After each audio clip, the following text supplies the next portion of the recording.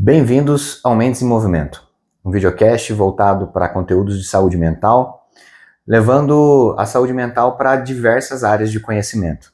Hoje eu tenho aqui a nutricionista Andréia Ribeiro, minha irmã, né? E ela é especialista em nutrição oncológica e cuidados paliativos. E hoje nós vamos conversar sobre as dificuldades que ela percebe nas famílias e as dificuldades que ela enfrenta como nutricionista, cuidando assim de um estado assim, de saúde tão delicado, tão sensível. Meu nome é Alcir, eu sou psicanalista e, como eu sempre faço, vou deixar que ela se apresente, ela fale sobre ela mesma. Andréia, fala pra gente, quem é a Andréia fora do consultório, quem é a Andréia dentro do consultório? Se apresenta aí para a nossa audiência. Bom, é complicado falar da gente, né? Mas assim, ainda mais como pessoa, né? Fora da parte profissional. Mas eu, desde pequena, sempre quis ir para a área da saúde, até no primeiro momento eu sonhava com a medicina. Aí acabei que, na época, inverti as coisas, fui mãe primeiro, daí depois que eu fui para a faculdade, e não dava mais, no momento, para fazer a medicina, e vou escolher um outro curso. Sem imaginar, ainda fiz a opção de nutrição e fisioterapia. Passei nos dois, e nunca tinha pensado em nenhum dos dois. E acabei optando pela nutrição. Eu nunca esqueço, porque no primeiro dia de aula, foi justo a aula de anatomia. Eu falei assim, meu Deus, e agora? Só que quando eu cheguei lá, para minha surpresa, eu me apaixonei por aquele mundo e ali fiquei e sabia, né, naquele dia eu tive certeza que eu estava no lugar certo. E daí fiz a faculdade, fui indo, né, hoje meus filhos já estão adultos, já têm neto, e as coisas elas vão caminhando. Eu estava casada, agora, né, isso é uma das partes que a gente vai conversar em relação a como eu acabei entrando na oncologia. E é isso, e a gente vai seguindo a vida, feliz no meu trabalho. Muito bom. Então, o que é, então, assim, a nutrição oncológica, né? Qual a diferença dela, né, vamos dizer, com, de repente, os outros tipos, ou as outras segmentações, né, no ramo da nutrição, e essa questão do cuidado paliativo, né? Como que é isso? Explica pra gente o que é isso, quais, de repente, os cuidados diferenciados que tem que ter. Já vou ter que emendar uma outra pergunta, que seria com relação a... eu já ouvi falar, por exemplo, que determinados alimentos não podem, né? Como é que funciona isso? Não pode mesmo? Pode? Ou para determinados tipos de câncer que não pode? Como é que funciona isso? Bom, a alimentação na oncologia, a base dela ainda é a mesma da nutrição, da alimentação saudável, né? Então a gente pega como base os alimentos saudáveis que fazem parte da rotina. O que a gente acaba priorizando na questão da oncologia? A imunidade do paciente. Então daí a gente vai priorizando os alimentos que vão favorecer isso, porque quando ele passa por um processo de químio, a imunidade cai, então daí a gente vai trabalhando as questões que o paciente está passando no momento. Efeitos colaterais da quimio, então daí tem alimentos que deixam de ficar palatáveis, daí a gente prioriza. O paciente oncológico, ele tem uma perda altíssima de massa muscular, então daí a gente tem que trabalhar essa questão para evitar uma perda excessiva de massa muscular, porque senão também prejudica o tratamento dele. A gente vai trabalhando consistências, porque vai perdendo paladar, então a gente vai trabalhando nessa questão, que daí vai ficar sempre focado no efeito colateral nas fases do tratamento do paciente. A questão de pode ou não pode algum alimento, hoje a gente tem, esses dias eu estava lendo lá um estudo, porque antes tinha uma conversa de que os alimentos que têm muito açúcar pode fazer com que o tumor se desenvolva mais. E na verdade não é bem por aí, mas a gente deve evitar o excesso para não atrapalhar o tratamento do paciente, né? Então às vezes ele acaba comendo alguma coisa que não vai ajudar, e quando ele precisa estar bem para poder fazer o tratamento, ele não vai conseguir. Existem alguns alimentos que favorecem o câncer, né? A pessoa a desenvolver o câncer. Alguns tipos de câncer a gente tem que vem de alimento de muita gordura, muito açúcar, mas isso também tem uma questão de anos, tem fator estresse, então é um combo, né, de situações. Então, por exemplo, câncer, hoje a gente tem câncer de mama, câncer de próstata, fígado, intestino, que tem uma ligação muito grande com a má alimentação e sedentarismo. Então, isso já vem dos cuidados que a gente tem que ter lá atrás, né? Ou seja, ao longo da vida. Ao longo da vida. Então, hoje, praticamente, eu tô ficando mais com a parte de emagrecimento, que é para cuidar, doenças metabólicas, tudo, e agora eu entrei com essa parte da nutrição oncológica, por causa do que a minha vida acabou me levando, né? Mas tem uma ligação muito grande, mas é mais sempre baseado na alimentação saudável. Tá, e aí, qual é a diferença ali, né, que a gente fala de nutrição oncológica, então, que são os cuidados ali, pelo que eu entendi, relacionados ao câncer, e os cuidados paliativos, né? Explica, né, para a audiência, tipo, qual é a diferença? Essa questão do paliativo às vezes assusta a gente, porque quando a gente escuta paliativo, a gente acha que a pessoa já não tem mais o tempo de cura daquilo. Mas, na verdade, o paliativo, ele vem como uma questão de trazer conforto para aquela pessoa, para o paciente. Então, ele, por exemplo, toda doença que o paciente corre risco de vida, já vem essa nomenclatura, já é um paliativo. Então, isso não quer dizer que ela não vá ter a cura. Isso quer dizer que ela corre um risco de vida, então os cuidados são baseados, na verdade, como que eu posso dizer? Na qualidade de vida daquele paciente. Entendi. Então, se tem, porque a gente tem diagnóstico precoce, que tem chance de cura, e que a gente vai fazer um tratamento no qual a pessoa fique confortável dentro dele, né, completo.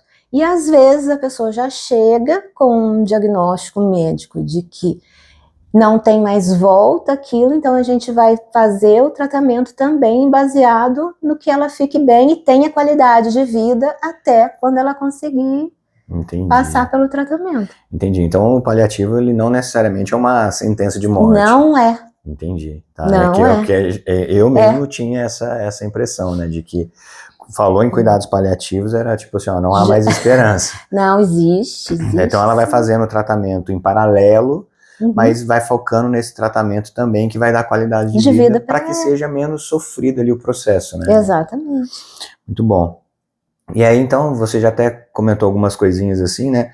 Fala pra gente, né, o que te levou, né, para esse segmento, vamos dizer, para essa área da nutrição? Eu nunca imaginei que eu fosse parar na oncologia, até porque eu já tenho estou indo para 15 anos de formada e meu carro-chefe acabou sendo emagrecimento, e foi onde eu fiquei conhecida, e estava com essa parte de emagrecimento, e também sempre tive um olhar para doença grave, então eu faço bastante atendimento de home care para paciente já terminal, às vezes, e sempre tive um olhar muito querido para doença grave. Até que em 2023, né, meu marido acabou ficando doente, começou com uma gordura no fígado que não quis cuidar, que chegou ao ponto da cirrose, que evoluiu para um câncer, e de repente eu estava tendo que entender daquilo profissionalmente para poder auxiliar alguém, né, de casa. Então foi assim que eu acabei entrando. Então, conforme o tratamento dele foi acontecendo, e eu fui vendo que, nossa, isso daqui eu preciso saber para poder ajudar. Então eu fui acompanhando, vendo exame, procurei curso, e foi aonde eu entrei lá, né? Então foi assim. Entendi.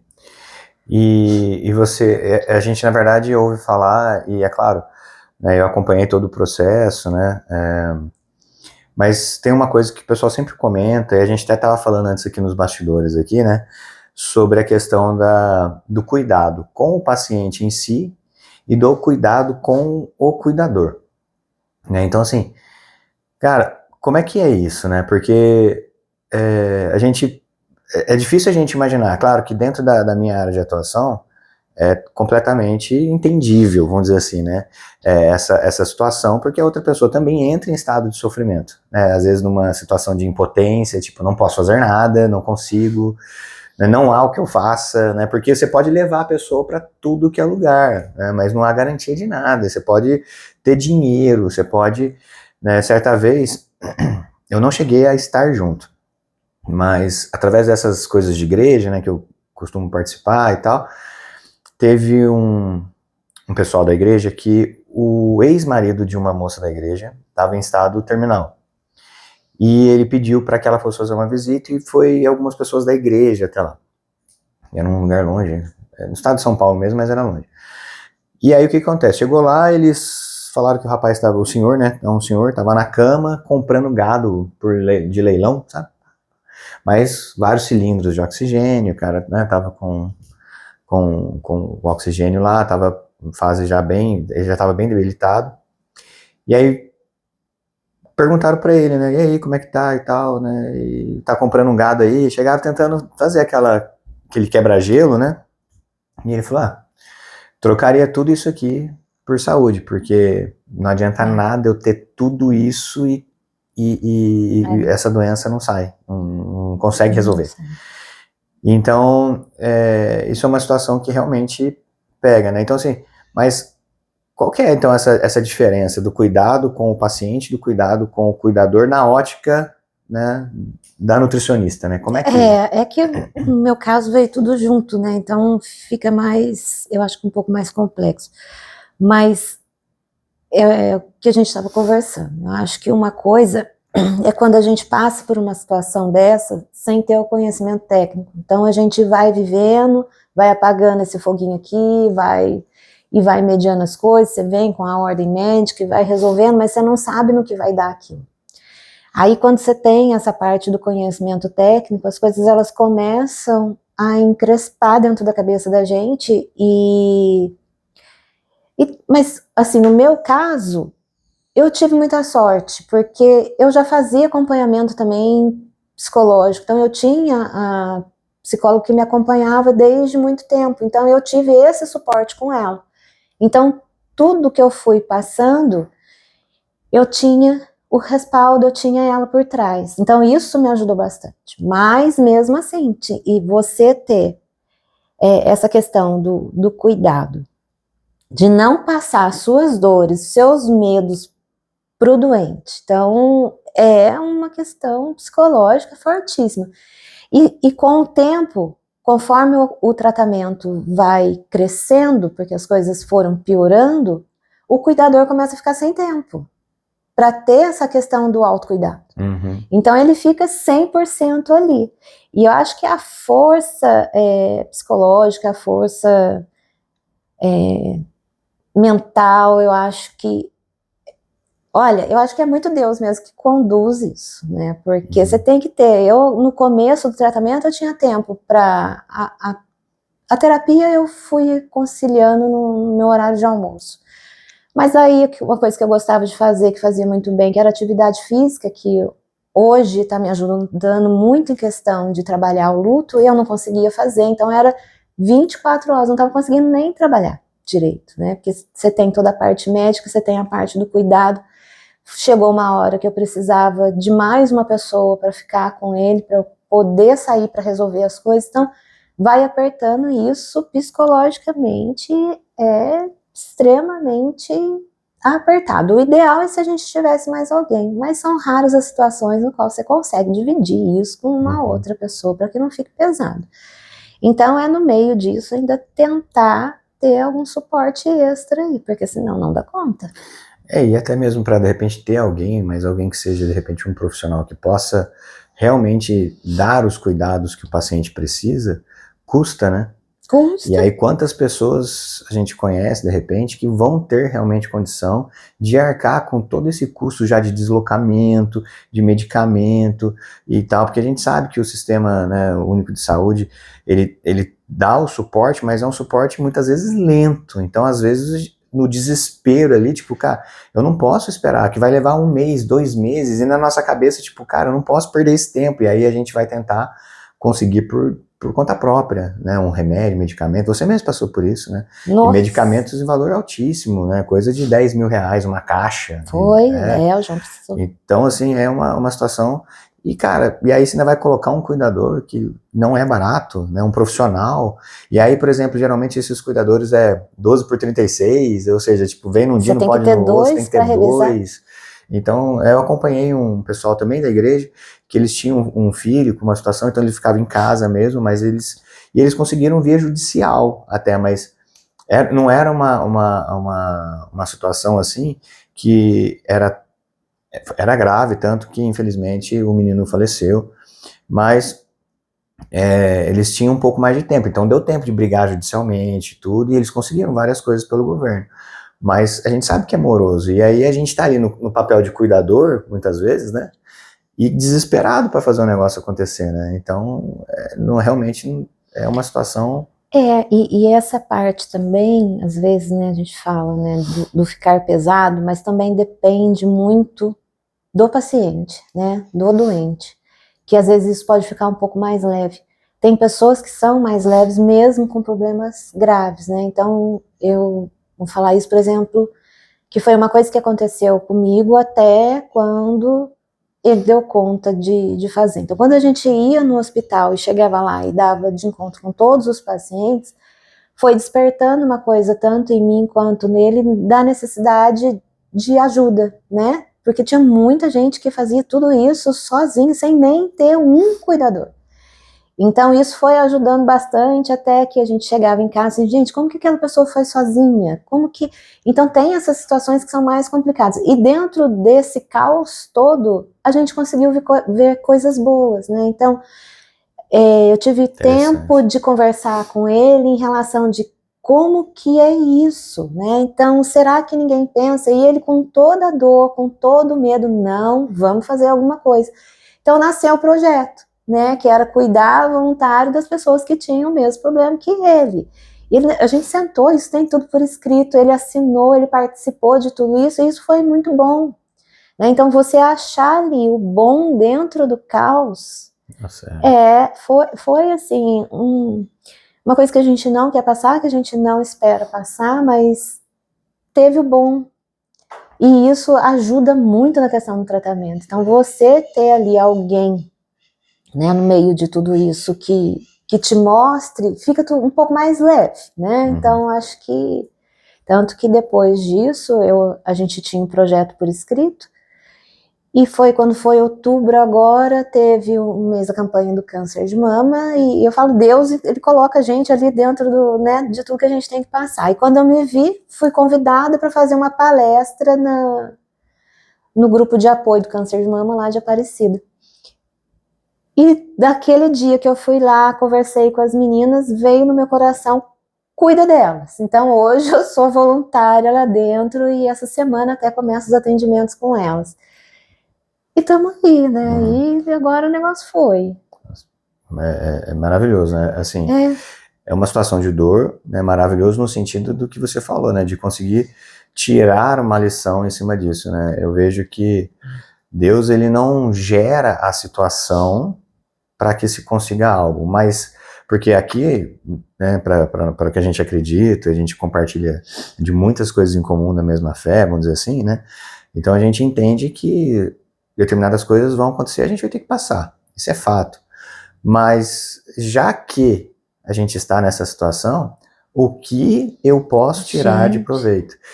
Tem várias teorias da psicanálise que falam sobre isso, né? Tem um autor, que é o Bion, que ele fala sobre a questão da frustração. E diante da frustração, e o que é a frustração? É qualquer situação não esperada, qualquer situação que eu não imaginava ter que passar. Né, que a gente precisa, que na verdade uma pessoa dentro da normalidade, ela consegue criar outras rotas. Então a frustração, ela alimenta a nossa criatividade, porque diante da frustração eu tenho que repensar a estratégia, o que eu vou fazer, o que eu posso extrair daqui, né? E você tem, né, eu sempre falo, né, o Bruce Lee falava, seja água. Porque a água, quando ela encontra uma pedra, ela não fica socando a pedra, ela contorna a pedra. Né? Então, e aí? Você tem uma pedra aqui, você vai fazer o quê? Você vai ficar parado aqui ou você vai dar um jeito de contornar e tirar bons frutos, de repente, disso daí, né?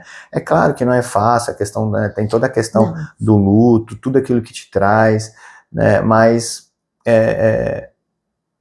você poder, acho que vivendo, eu estava até conversando, né, com o Renato, o nosso primo, né, o Renatinho, e falando sobre isso, né, que esse tempo atrás, inclusive ele vai voltar aqui, o PH, a gente estava conversando sobre adicção. Inclusive foi o primeiro videocast, o primeiro episódio foi com o PH, há um ano e pouco atrás, e a gente falou sobre adicção, mas nos bastidores a gente estava conversando e eu trazendo para ele a teoria psicanalítica de os porquês a pessoa entra num processo de adicção.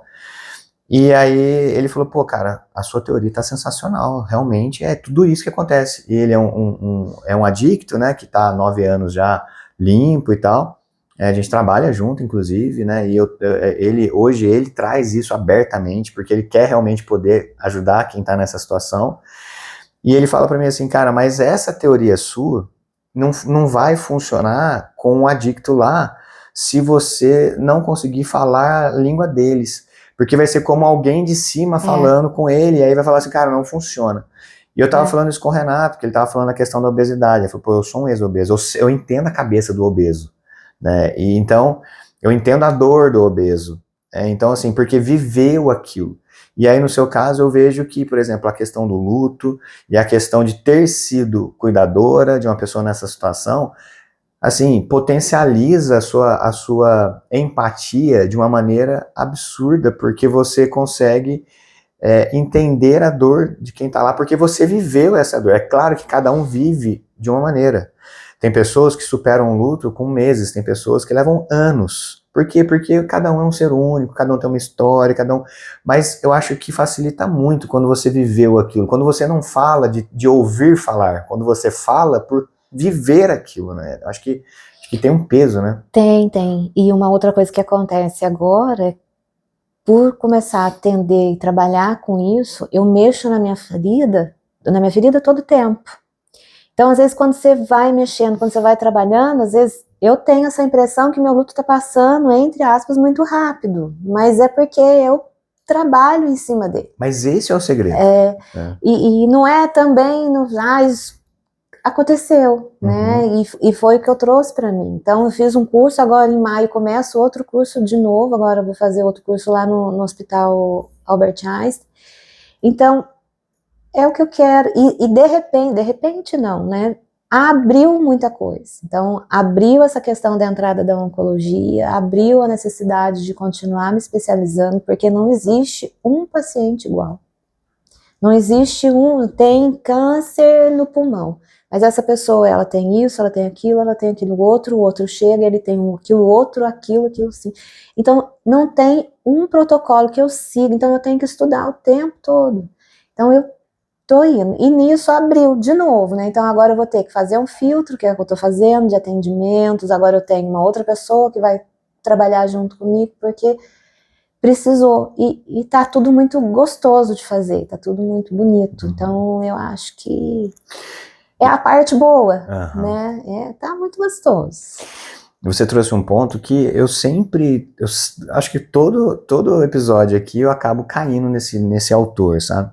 Que é o Viktor Frankl. Ele tem um livro chamado Em Busca de Sentido, e ele foi um cara que viveu na época do Freud, ele era contemporâneo, ele era um médico, se eu não me engano ele era neurologista, e ele foi para o lado da psicanálise, começou a atuar como psicanalista, só que na época da Segunda Guerra ele teve que ir para o campo de concentração. Eu sempre falo que ele teve a opção de ir para os Estados Unidos, porque os Estados Unidos ofereceu para ele ir para lá com a esposa, que estava grávida, mas como os pais dele não poderiam ir junto, ele resolveu ficar, e ele acabou indo para o campo de concentração, perdeu o pai, mãe, esposa, o filho que estava na barriga da esposa, e ele entra numa divergência com Freud, porque ele começa a ver assim, cara, o Freud ele diz que para eu estar bem, tudo o que eu preciso ter, tudo que eu quero, assim, tudo precisa estar a meu favor. Se eu não tiver a meu favor, eu não consigo estar bem.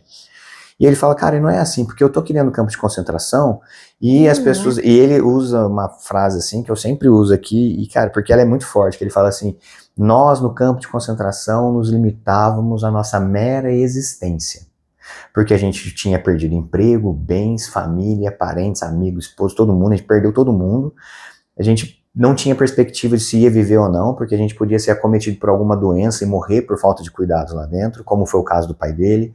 A gente poderia ir para uma câmara de gás, como foi o caso, acho que da esposa dele, e morrer também. A gente poderia, ou seja, a gente não tem perspectiva, a gente usava trapo, a gente trabalhava no gelo sem roupa adequada, a gente não tinha alimentação adequada, ou seja, a gente não tinha nada a favor. E ele falou, e eu percebi que lá dentro tinham pessoas que continuavam motivadas. E ele falou, cara, por quê? E aí ele falou, e ele ainda fala assim, ó, pessoas, inclusive eu, nos mantínhamos motivados. E aí ele vai investigar, né? E ele vai entendendo que as pessoas que conseguiam manter essa motivação é porque tinham um propósito, tinha um porquê. E eu vi muito isso agora na sua fala, quando você me disse que quando você está lá dentro do hospital e vê que existem pacientes que tendo que ser o seu próprio cuidador, porque não tinham ninguém do lado, vocês entendem que é muito, vou falar assim, acho que é uma palavra errada, mas é mais fácil enfrentar, se é que existe facilidade nesse processo, mas enfrentar isso com alguém do lado do que sozinho. E aí nasce um projeto de vamos ajudar quem não tem quem ajude. Vamos ajudar as pessoas a enfrentar esse momento. Nossa, aquilo doía no meu coração, que eu não...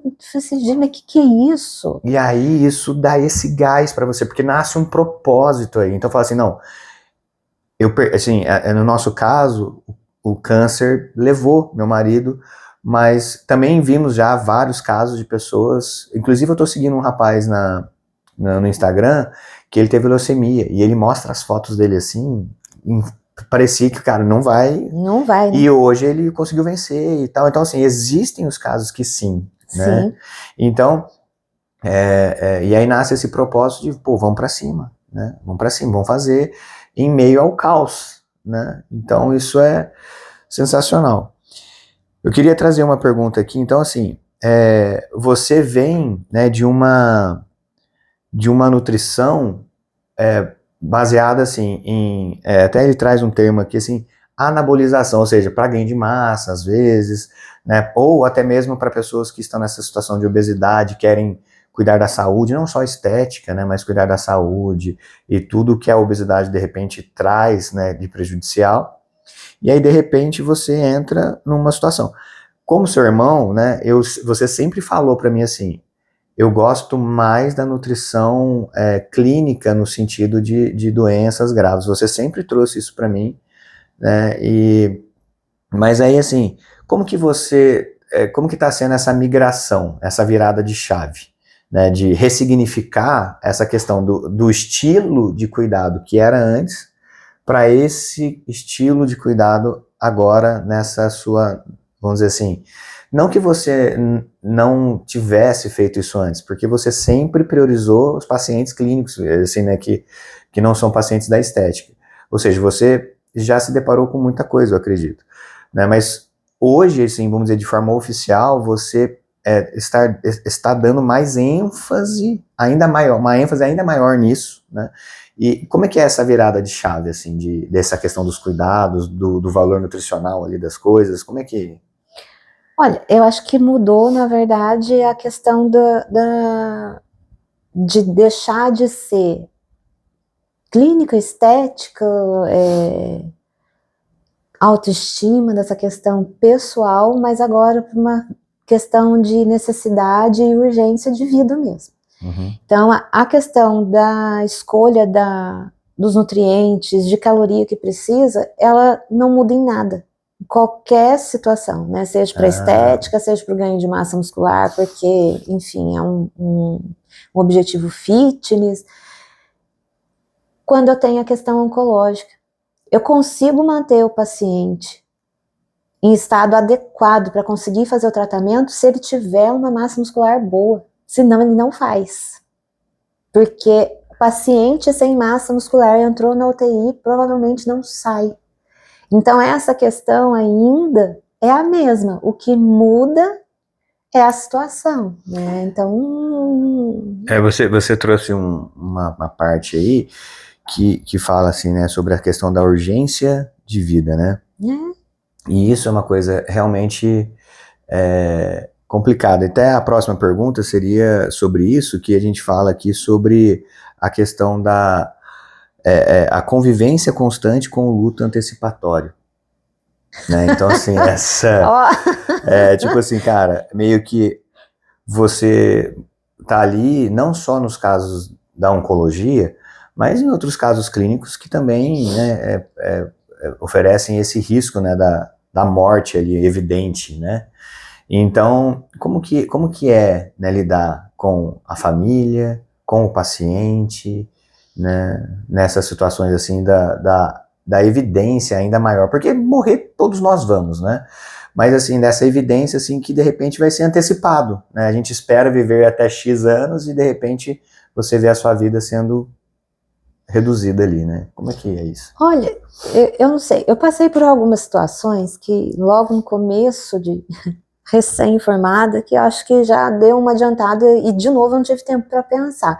Eu cheguei a fazer atendimento de um senhor, eu nunca vou esquecer, que ia passar a sonda interal nele para ele poder fazer a alimentação, me chamaram, fui lá às 9 horas da manhã, fiz a avaliação dele, fui para casa para montar o planejamento para começar a alimentação dele. Quando foi 11 horas, a família me ligou que ele tinha falecido. Então, assim, sabe quando você... Então foi assim que começou a acontecer, né? Então já aconteceu de chegar e fazer atendimento, chegar lá o paciente está bem, mas já era... Esse daí foi até um caso não faz muito tempo. Ele tinha uma doença pulmonar, né? Mas eu cheguei lá, ele estava bem, tudo. E como eu já sabia que era um paciente que tinha uma previsão média de tempo de vida e não voltaria para trás, o que eu costumo fazer? Eu coloco ali dentro do planejamento alimentar dele o que é de necessidade para que ele tenha qualidade de vida, para que ele recupere massa muscular, para que ele fique bem, que ele consiga ter uma imunidade melhor. Mas eu tento colocar para ele aquilo que ele gosta de comer e, entre aspas, a família, às vezes, não, você não pode comer isso porque o médico falou, porque isso vai prejudicar você. E eu coloco isso ali dentro de uma possibilidade que não prejudique ele, para que ele tenha, aí entra a questão um pouco do paliativo, é trazer essa questão gostosa para não ficar pesado demais. E passar nos 15 dias, ele teve uma questão, acabou perdendo a vida. Então, são coisas que às vezes a gente não tem por onde correr, né? Então, eu não sei, eu fui caindo no meio disso e fui lidando com essa situação.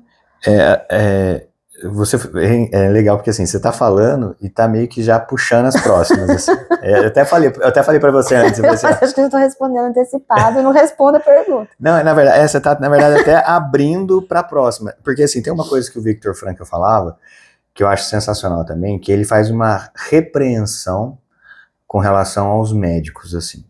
Na época ele dá uma ênfase aos médicos, né? Então é bom falar que a gente não está criticando o médico aqui, né? Nossa, não. A questão não é essa, tá? E inclusive ele fala isso porque não é algo generalizado. Mas o que ele fala, né, e vem com a próxima pergunta, e tem a ver com o que você estava falando, é a questão da empatia clínica. Né? Então, assim, o que ele fala é que muitos médicos, e a gente usa mesmo assim, caso, né? A gente fala, ó, tem um caso, por exemplo, eu faço minha supervisão, né? Então eu tenho uma psicóloga, psicanalista de 70 anos, né? Que é fantástica, a dona Sandra, né? Ela é fantástica, e ela é minha supervisora. O que é a supervisão na psicanálise, né? É um profissional mais experiente, para quem eu levo os meus casos. Eu não faço exposição, obviamente, né? Então eu falo assim, ó, homem, 40 anos, e trago a situação, tudo que ele falou, tudo que eu falei em sessão, e ela me ajuda a lapidar a minha técnica. Isso faz parte do tripé psicanalítico que a gente fala, que é o saber teórico, a minha análise pessoal e a supervisão. Isso faz parte para que eu me torne cada vez mais um bom profissional. Né? E a gente vê muito essa questão, né, dessa, né, da questão assim, da empatia, né, profissional, no sentido assim de que e o Viktor Frankl, ele fala assim, que a gente fala, né, os casos, né, eu até puxei a Sandra por causa disso, porque eu levo meus casos para ela, né, porque ali para ela é um caso, mas que ele fala assim, que não é um caso que tem um humano atrás, é um humano que traz um caso clínico. Ele fala, então, que como profissionais da saúde, nós temos que enxergar o humano que nos traz um caso, e não um caso que traz um humano, né? Então, isso é uma coisa, assim, que a gente precisa, sabe, fazer, porque eu recebo aqui também no consultório pessoas que, assim, eu vejo, assim, que infelizmente é a cultura, mas, assim, é uma coisa que é errada, porque o povo ainda trata, por exemplo, a terapia, a saúde mental, como algo corretivo. Então eu espero estourar para procurar. Não. A terapia, a saúde mental, ela deveria ser preventiva, assim como a nutrição. Preventivo, que nem você falou. Alguns tipos de câncer são ligados à má alimentação e ao sedentarismo. Então, se eu fizesse antes, se eu buscasse um nutricionista antes e me alimentasse bem antes, eu poderia prevenir determinadas patologias. Sim. Agora, na saúde mental é a mesma coisa, né? Mas, enfim, quando a gente, então, chega ali, né, a gente precisa enxergar pessoas que estão em estado de dor, que é o que acontece comigo aqui. Quando eu fui começar a atender, eu lembro que o meu analista, eu levei para ele e ele falou, por que você não atende ainda? E aí eu falei para ele, porque, né, na época, né, e é assim que funciona, né, eu falei para ele, eu acho uma responsabilidade muito grande e eu tenho medo de repente, prejudicar as pessoas, né, e aí... E só por essa minha fala eu realmente não estava pronto para atender, né, porque eu tinha, né, que estar convicto disso e tal, né, mas eu acho que faz parte, né, e aí ele pegou e falou para mim assim, cara, você não tem o direito de brincar com a dor da pessoa, porque ninguém vai te procurar, infelizmente ainda, por prevenção, eles vão te procurar porque estão em dor. E aí, quando eles te procuram, se você perceber que uma sessão, 2, 3, 4 sessões, não houve conexão e não houve nenhum tipo de avanço, por menor que seja, porque isso também é de cada um, pode levar anos, como pode levar meses, ele falou, você encaminha o paciente para outro profissional. Não brinca com a dor da pessoa, porque se ela tá ali, ela tá sofrendo, ela tá em sofrimento, né? Então, a gente precisa entender esse lado, né? Então, tipo, como que é pra você, como que você calibra isso, né? Essa questão da empatia, né? Sei lá, se há um limite ou não, né? Como é que, tipo assim, porque você tá vendo a pessoa, a gente até falou um pouco antes de começar aqui sobre essa questão, assim, de a gente se sensibiliza, né? Mas até onde eu posso ir, né, nesse caso, assim? No meio do caminho, né, da doença do meu marido, eu descobri uma médica que chama Ana Cláudia, e ela é uma médica paliativista, e ela fala muito sobre isso, sobre a questão da empatia, e para mim fez muito sentido a fala dela, no qual ela fala que a gente não pode, porque a empatia, você se coloca no lugar da pessoa e você sente a dor dela, e ela troca muito essa palavra empatia pela questão da compaixão. Então, eu entendo, né, eu passo por aquilo, mas eu não posso chegar no ponto no qual eu assuma ou pegue a dor daquela pessoa, porque senão eu não vou conseguir trabalhar. Então, ela coloca muito essa questão, até vou fazer um workshop com ela semana que vem, de novo, porque ela coloca muito isso, a gente tem que colocar no lugar compaixão, porque daí eu me sensibilizo com aquilo, mas eu não me envolvo na dor. Então, até na primeira fala, sempre na primeira consulta, que a paciente chega, que ela conta toda aquela história, é difícil você não se projetar ali, né, e não sentir a dor dela. Mas, ponto, né, então agora o que eu vou fazer? Então, agora eu vou cuidar dela, então eu mudo esse olhar de empatia para compaixão e conhecimento técnico mesmo, então eu vou dar o meu melhor para ela ali, para que ela tenha ou conduza o tratamento dela da melhor forma possível. Então, eu acho essa fala fantástica, e faz muito sentido para mim, né? Então, porque se a gente for pro lado da empatia e colocar a dor de todos os pacientes para dentro da gente, a gente não vai dar conta de fazer. Não. Né? E é puxado, é bem puxado mesmo. Semana passada eu estava dando um treinamento de gestão de conflitos. E eu sempre começo o treinamento de gestão de conflitos falando muito sobre empatia. Porque a empatia, na verdade, assim, o conflito ele nasce muito no lugar, numa situação onde a gente não consegue entender que o outro é um ser falho como eu. Né? Então, primeiro eu preciso me conhecer como um ser falho, para eu entender que o outro é falho, e a partir dali eu tenho um olhar de julgo bem menor, porque eu falo assim, cara, né?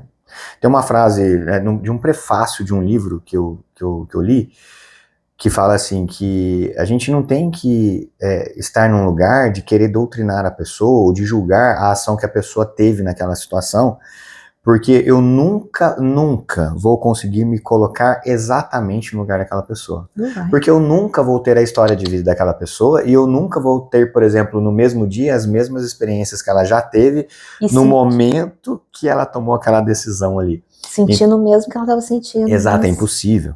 Né? E aí, quando a gente está nessa posição, né, tipo, a gente tem que entender que ela fez o melhor que ela podia.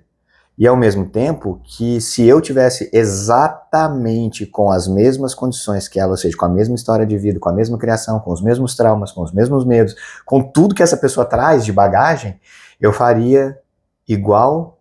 Se eu fosse honesto, eu falo assim, ó, na melhor das hipóteses eu faria igual, mas provavelmente eu teria feito pior, se eu for honesto. Né?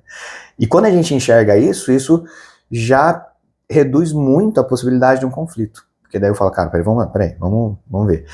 Só que algo que é interessante é que, tá, mas aí num ambiente profissional eu faço o quê? Eu passo a mão então? Né? Não. A gente precisa se colocar num lugar empático, aí traz o que essa médica falou. Colocar nesse lugar de empatia, mas sem perder o critério técnico. Eu não posso sair da minha posição... Até a página 2. Até a página 2. Então, assim, olha, realmente eu entendo, tá tudo certo, você fez isso, aquilo, mas, olha, é isso. Tem esse outro caminho aqui. Exato. Né? Agora, né, ainda nessa questão da empatia. Se eu for voltar lá, né, como eu comecei a minha profissão, então assim, uma coisa que eu tenho muito comigo desde que eu comecei é o seguinte, que o meu trabalho tem que fazer sentido na vida do outro. Então aquilo que eu vou ajudar, que eu vou orientar, tem que fazer sentido, porque se não fizer sentido para ele, para mim também não está fazendo diferença nenhuma. Então foi assim que eu sempre conduzi. E quando a gente trabalha com a questão do emagrecimento, a gente tem muito isso. Então eu fui vendo que os pacientes, conforme eu fui trabalhando, os pacientes vinham e chegavam com a seguinte fala: olha, falaram para eu vir aqui porque você escuta o que a gente fala, porque você não julga, porque você é boazinha. Mas na verdade é a forma que a gente conduz as coisas. Então eu gosto muito dessa questão do acolhimento. Por quê? Porque a gente é um ser humano, a gente não é robô. E isso quando eu fui conhecendo o trabalho dos médicos lá no tratamento, que nem eu nunca vou esquecer o dia que eu fui acompanhar o meu marido, que a gente chegou no médico cirurgião ainda na época que existia a possibilidade de fazer o transplante, e ele simplesmente, né, olhou pro meu marido e falou para ele, falou assim, olha, a gente vai tomar esse medicamento, só que se ele não fizer efeito, sinto muito, mas o câncer ele vai te matar. E a gente ficou na época sem reação, como que eu, né, e eu falei assim, e agora, como que eu melhoro isso? Porque saiu um parafuso de lá, então eu vou morrer? Então foi essa a fala. E para conseguir achar ali o que o médico quis dizer com isso, aí eu falei assim, não, peraí, mas por que ele tem essa fala? Ele tem essa fala porque ele é o chefe de uma equipe de 8 médicos que cuidam de transplante, que eles devem ver 80, 90% de pessoas indo embora e 10 ficando. E outra coisa, ele faz a parte técnica, a parte do corpo, ele não vê o ser humano, ele vê a máquina. Então eu acho que conforme o tempo vai passando, se esse médico não tem essa visão do cuidado integrativo, que hoje é uma novidade, porque não existia isso, mesmo, né? Então ele vai ficar com essa fala. E é uma coisa que eu conversava muito com meu marido, que ótimo que ele é técnico 100%, porque ele nunca vai arriscar fazer uma coisa em você na qual ele acha que não vai dar certo. Então ele é um excelente médico, mas talvez tenha faltado isso. E tem que ter. Essa questão da empatia, ela tem que ter, e é assim que eu conduzo. Vai ter profissional nutricionista, profissional que não vai ter essa linha, né, esse olhar integrativo. E é uma coisa que para mim faz todo sentido. Então eu conduzo meus atendimentos dessa forma. Então primeiro eu vou te acolher e depois a gente vai sentar e a gente vai para a parte técnica. Mas existe isso. Para mim não existe ainda como fazer de outra forma. Então é assim que eu conduzo os meus atendimentos. E assim, nessa situação assim, né, da finitude, né, tipo, pô, né, e nós somos seres finitos e a gente sabe disso, mas parece que parece que demora um tempo para cair a ficha, né? Mas assim, como você tem algum tipo de problema, por exemplo, entre a família? Tipo, a família achar que o que você está fazendo não está dando resultado, porque a família está num estado também de desespero, ela está vendo ali o parente, a pessoa, a vida dele escorrendo pelos dedos ali, ele está perdendo aquela pessoa amada, e você já teve alguma situação assim de conflito, a família, pô, mas acho que você tem que dar mais comida, acho que você está dando pouca, ou acho que você está dando muito, ou querendo questionar, mas por esse momento de sensibilização, você já enfrentou isso? Eu nunca passei por isso. Que bom, né? Eu nunca passei. Eu lembro que eu cuidei de uma mãe de um médico que morava, na época, a mãe dele morava lá em São Bernardo e eu aqui. E a mãe dele estava já em estágio terminal, fazendo hemodiálise e tudo, e ela tinha uma equipe toda de home care, tinha nutricionista, tinha cozinheiro, tinha tudo, e a queixa dele foi assim: André, a minha mãe, ela suborna a cozinheira para fazer aquilo que ela quer comer, mas ela não pode por causa do tratamento.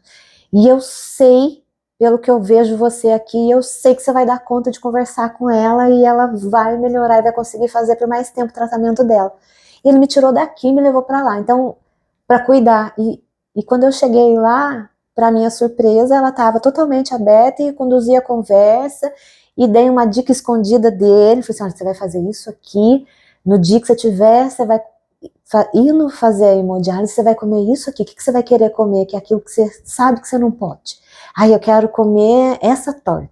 Então a gente vai pedir para a cozinheira fazer, você vai comer no carro, a hora que o motorista te colocar dentro do carro, você vai comer, daí você vai chegar lá no hospital, vai fazer e conduzir o tratamento. Então assim, eu só tive esse lado, eu ainda não passei, mas acredito que vai fazer parte, né, isso faz parte, porque a família fica muito sensível, né.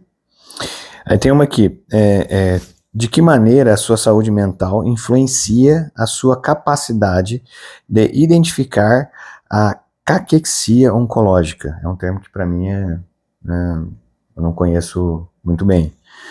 Não apenas um fenômeno físico, mas como um luto corporal, que exige sensibilidade. Eu acredito que seja que é algo na fase já final.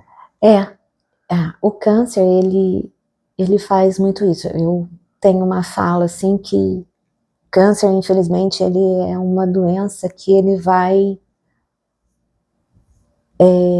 se alimentando da pessoa.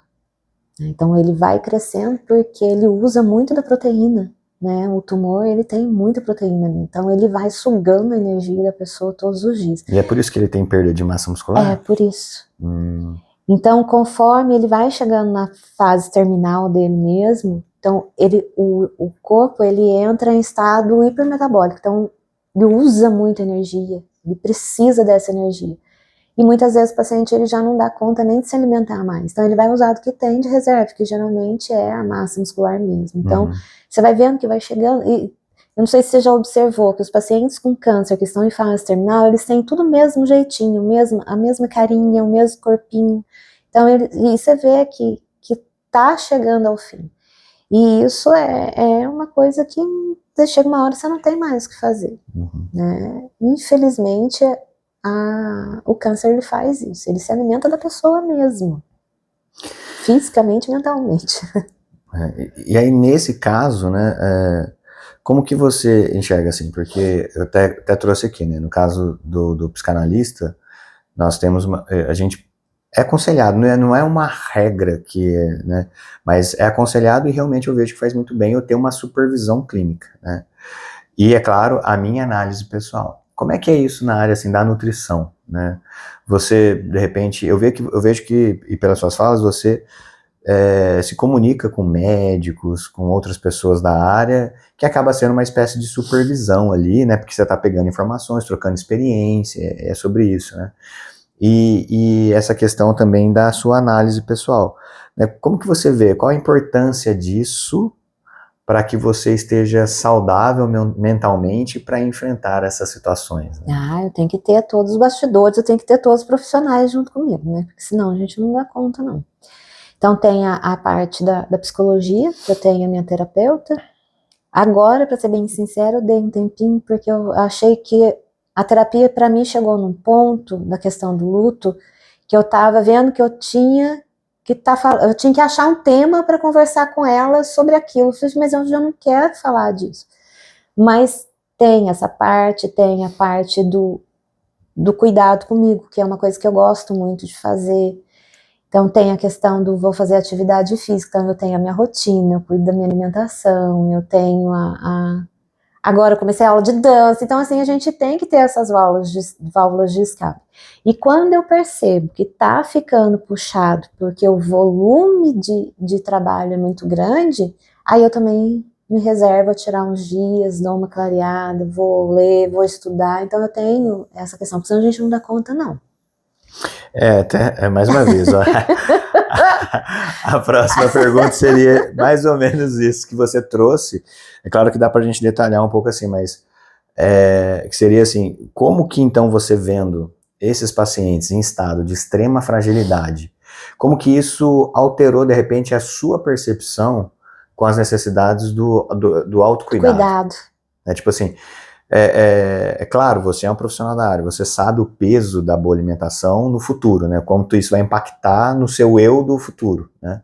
Mas eu acho que, às vezes, por mais que a gente seja da área e tal, parece que, sei lá, né, a gente às vezes... E isso é uma coisa que a psicanálise explica, né? Tudo aquilo que é relacionado a nós é mais difícil de que, assim, que a gente mesmo enxergue, né? Por isso eu preciso do meu analista, porque eu uma pessoa de fora, e esse é meu trabalho aqui como analista, inclusive, tem gente que eu falo as coisas aqui, ela fala assim, cara, eu vou pra casa, eu falo assim, como que eu não pensei naquilo que o senhor falou?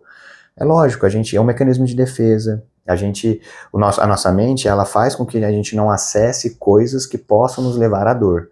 Mas uma pessoa que está de fora, ela consegue pensar e trazer, esse é meu papel, inclusive, aqui, né, é trazer isso para que a pessoa consiga enxergar, né, mas como que você teve alteração? Você passou a cuidar de repente, porque você já se cuida mesmo, né? Eu te acompanho, eu sei. Mas você passou a se cuidar melhor ainda por conta disso? Foi. Isso aconteceu, né? Porque e eu acho que também eu já tinha esse reforço todos os dias no consultório, mas não da forma que tenha me machucado tanto que nem a situação do meu marido. Mas assim, hoje, como que eu penso? A gente cuidando da saúde, a gente já não tá livre de ter problema na frente. Imagina se a gente não cuidar. Então, que nem essa semana mesmo, eu fiz um atendimento de uma moça de 40 anos que tem câncer no pulmão que nunca fumou. E hoje ela tá conduzindo bem o tratamento porque ela tem uma alimentação saudável. Então, assim, o tempo todo eu me encontro nessas situações. Então, assim, como que eu não vou cuidar de mim?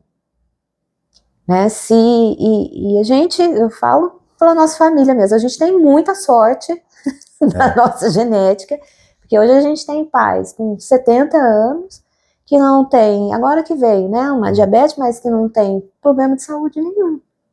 E isso vem, graças a Deus, que a gente acabou herdando isso também, mas se a gente não cuida, como que vai ser, né? E ainda tem a questão do reforço do problema de saúde do João, no caso, que é um caso claríssimo de que aconteceu tudo que aconteceu porque ele não cuidou da saúde dele. Se ele tivesse cuidado da alimentação, tivesse feito uma atividade física, ele teria tido a possibilidade de reverter isso tudo. E ele escolheu não cuidar. Então isso é muito claro para mim, né? E uma outra coisa que acontece, não sei se em outra profissão, mas na minha acontece muito, é a gente passar a ser espelho da pessoa que procura a gente. Então também eu escuto isso o tempo todo, assim, nossa, mas você, magrinha, com a idade, não sei o que, para você deve ser fácil. Não é, eu tenho que fazer as mesmas coisas que eu peço para eles fazerem, eu tenho que fazer. A luta é a mesma. É a mesma. Se eu quiser fazer uma atividade física, eu tenho que acordar às 5:30 da manhã.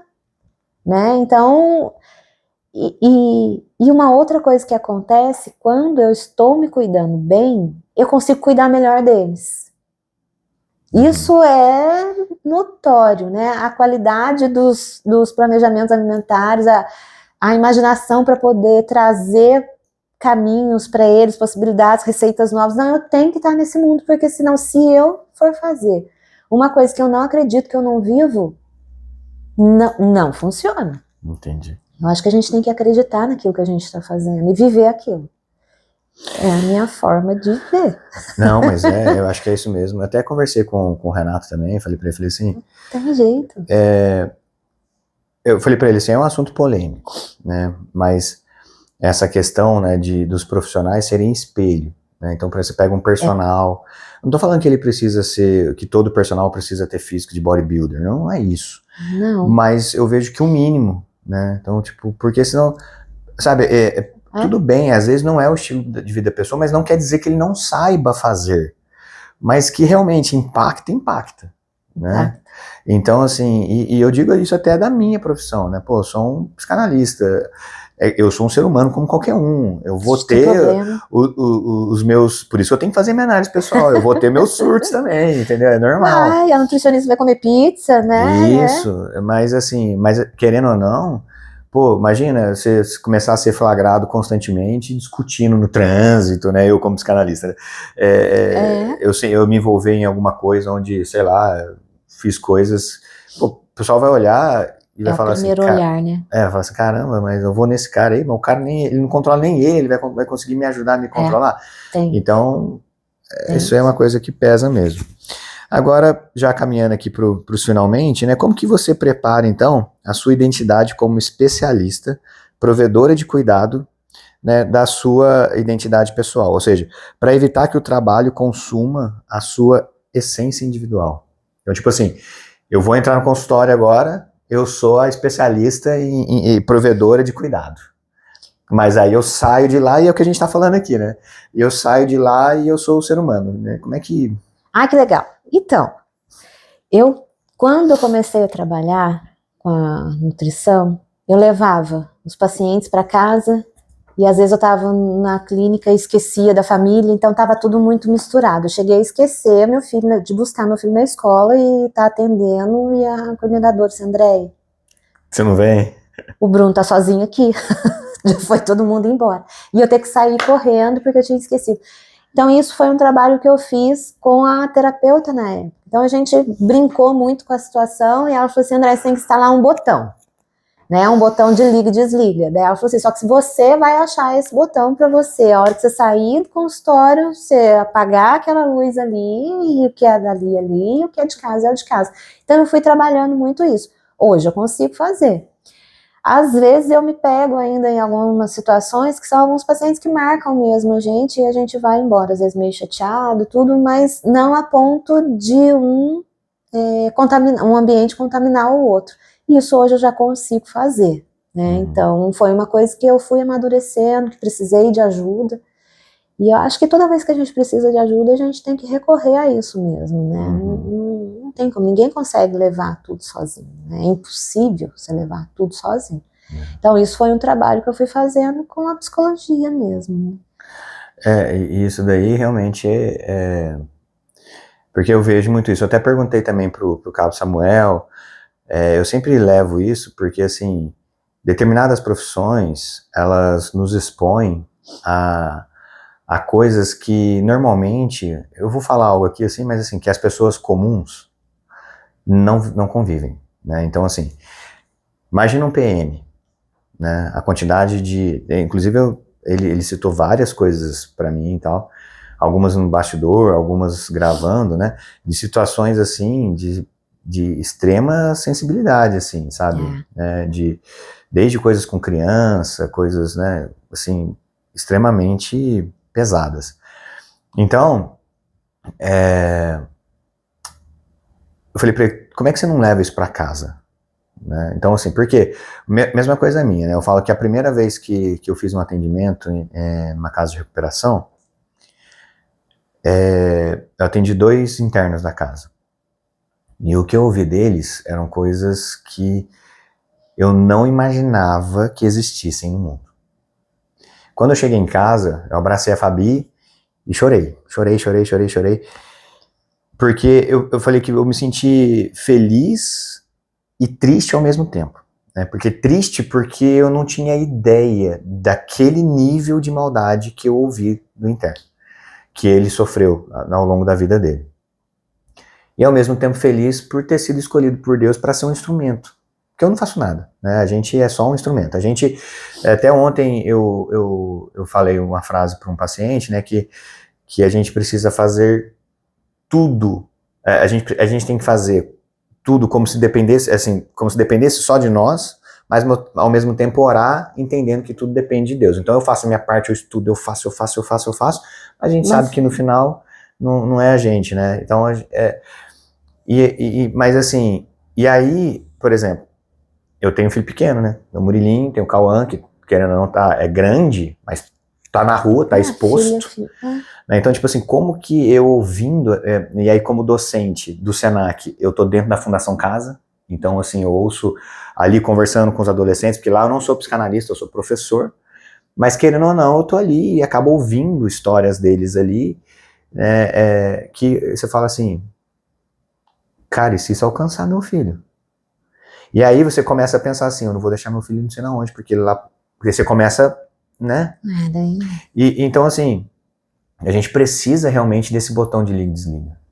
Porque senão, né, a gente blinda os nossos, a nossa família, só que de uma maneira, acho que até excessiva, né? E para fechar, como que você então encontra resiliência, né? Como que você se mantém resiliente para esse propósito? No sentido assim de, cara, eu tenho perdas, muitos deles você sabe que tá ali, mas que, né, você vai vendo os resultados dos exames ali, você fala, bicho, não, né?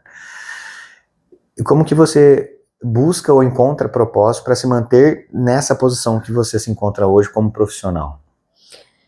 Olha, eu acho que é Bom, tem muito do que eles trazem para mim também, né? Eu acho que toda vez, olha, eu fiz isso e fiquei bem, eu gostei. Então, é aquilo que a gente estava falando, dentro do ruim, isso é meu, eu consigo puxar o bom. Então, daí o bom faz com que eu tenha força para seguir. Então, isso é uma coisa que eu vejo que acontece e não sei, ela simplesmente acontece, né? Eu não consigo ficar ali me lamentando. Então, toda fala que vem, olha, eu fiz isso, ficou muito bem. Então, opa, peraí, né? Então, fez sentido para ele ficou bem, e isso me alimenta também. Então, é aonde na hora que eu vi, já fiz, né? Então, na hora que eu vi, já fui ver outra coisa para melhorar aquilo. Então, é assim que eu vou seguindo. Acho que toda vez que eu vejo que faz sentido o que eu tô fazendo, é o reforço para que eu continue tendo força para continuar fazendo. Entendi. E isso é uma coisa que vem, eu acho que é meu mesmo. André, obrigado, né, pelo seu tempo. Nossa, a gente ralou para conseguir casar, né, alinhar as estrelas ali, né, desde o ano passado tentando. Mas assim, eu sabia que ia ser fantástico, realmente na hora certa, né? Muito obrigado mesmo por compartilhar, né, por se abrir, né, porque tem coisas que você trouxe que é da sua intimidade, né, mas eu vejo aquilo que eu falei, eu acho que já que nós passamos por isso, então a gente pode transformar essa situação em bênção na vida de alguém, né, então isso é importante. Agora, eu queria que você deixasse também para eles, assim, uma última mensagem, né, sua, assim, que vier do seu coração para eles, com relação a cuidado ou esperança, alguma coisa nesse sentido, né, da fé também, do sentido de, se você está enfrentando essa situação, né, mas, e também deixasse para eles como que eles podem te achar, né, aonde que você atende, qual é o seu número de contatos, se você é um contato profissional, suas redes sociais, eu não sei, deixa pro pessoal aí. Essa questão da onde eu atendo, tudo de contato, posso deixar, a gente coloca lá na página, acho que é mais fácil, como eu estou em fase de migração também. Legal, você está indo para uma outra localidade, na verdade, você me disse. Mas eu tenho comigo assim, sempre é tempo de fazer alguma coisa, né? Então, sempre há tempo de ficar bem, então acho que a questão da prevenção é muito importante.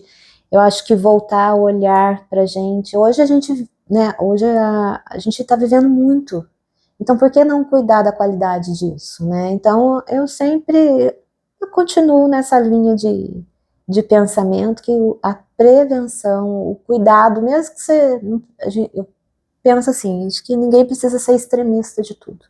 Se a gente achar um equilíbrio aí na vida, tanto da questão de alimentação, quanto da parte mental mesmo, emocional, eu acho que a gente já vai estar super bem. E é pensar na qualidade de como a gente vai querer chegar passar a velhice, né?